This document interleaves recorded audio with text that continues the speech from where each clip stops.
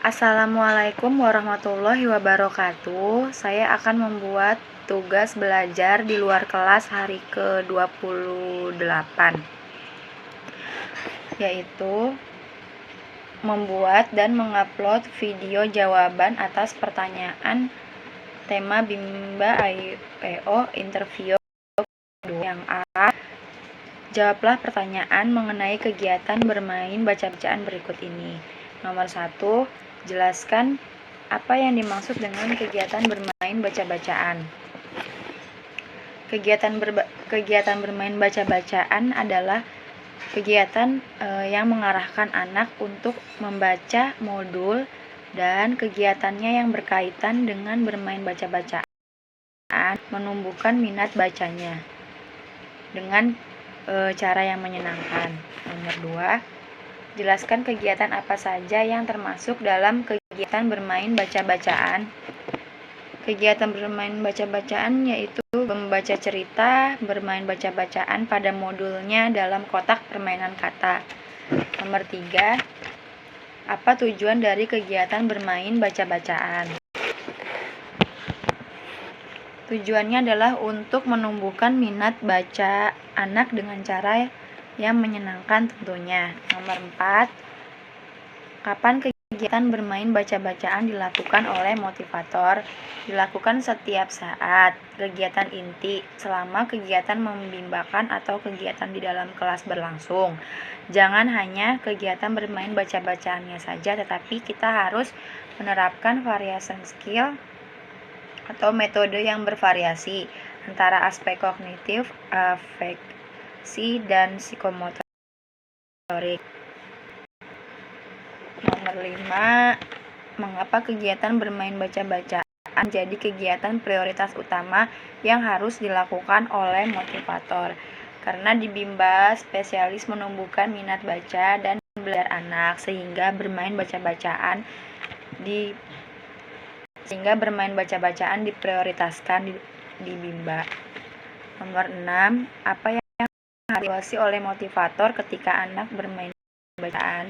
Yang harus dievaluasi oleh motivator adalah afeksi, dilakukan setiap saat. Kemudian kognitif dilakukan setiap 10 menit sekali. Harus mengevaluasi sampai di mana kemampuan bacaan anak tersebut. Nomor 7, bagaimana cara menerapkan kegiatan bermain baca-bacaan bersama anak? Dengan cara yang menyenangkan, lakukan kegiatan bermain baca-bacaannya dengan kotak permainan. Sukan anak tersebut dengan membaca cerita atau menceritakan kegemaran anak tersebut. Nomor 8, apa dampaknya jika motivator tidak menerapkan permainan baca-bacaan? Dampaknya tidak akan tumbuh minat baca anak tersebut dalam dirinya.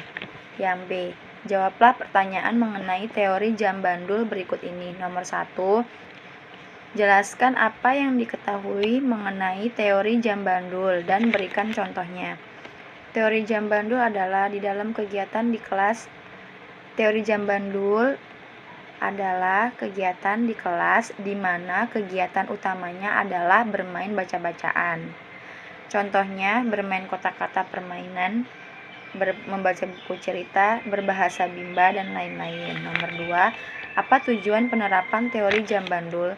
Tujuannya agar anak tidak mudah bosan. Jadi dalam penerapan teori jam bandul harus memvariasikan antara aspek afektif, kognitif, dan psikomotorik. Antara anak yang satu sedang mewarnai, menulis, dan yang satu bermain baca-bacaan. Jadi anak tidak cepat bosan. Nomor 3, kapan motivator menerapkan teori jam bandul?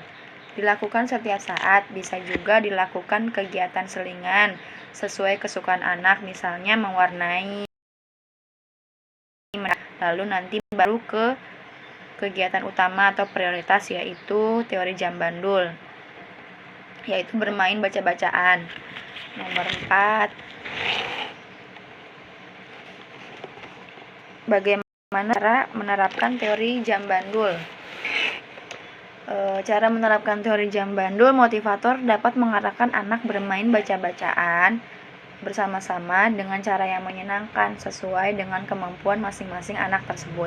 Dalam prosesnya, motivator harus fokus melihat ekspresi atau afeksi anak apakah anak senang atau belum dalam melakukan kegiatan bermain baca-bacaan tersebut.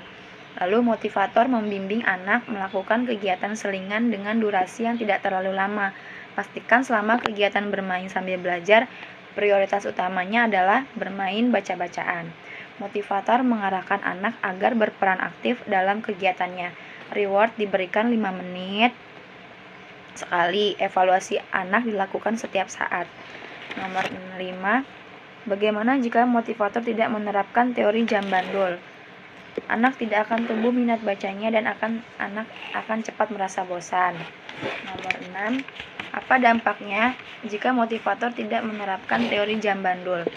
Dampaknya anak akan merasa belajar adalah beban, anak juga cepat akan bosan, dan anak akan terpaksa belajar, serta anak akan menjadi generasi malas belajar. Sekian dan terima kasih. Wassalamualaikum warahmatullahi wabarakatuh.